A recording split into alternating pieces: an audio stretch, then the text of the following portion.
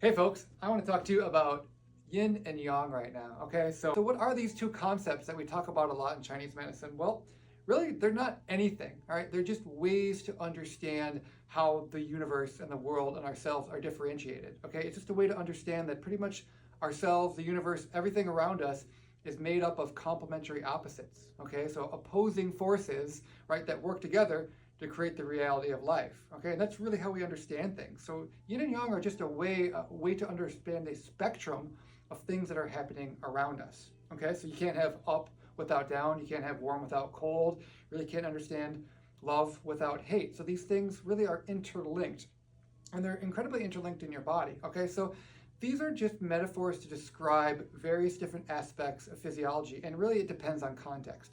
So for instance, autoimmune conditions are really often a yin deficiency condition. So what does that mean? So yin in this context are things of material restraint, support, breaking down, and kind of stopping things, right? And so yang would be activation, organization, creating, movement out, that type of thing. So how does that apply to an autoimmune condition?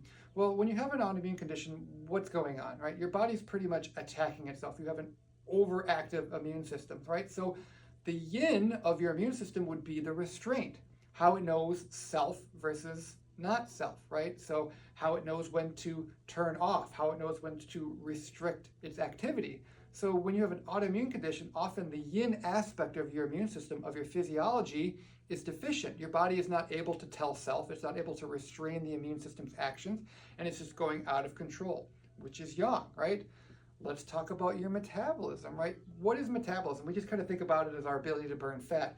Metabolism is everything that goes on in your body, okay? So everything has to be converted from one thing to another. So the simplest example is your food. You're eating food, you're breaking it down, right? That's catabolism. It's being broken into smaller pieces, and then it's rebuilt into structures and functional components of your body. That's anabolism. So within metabolism, we have a yin and a yang.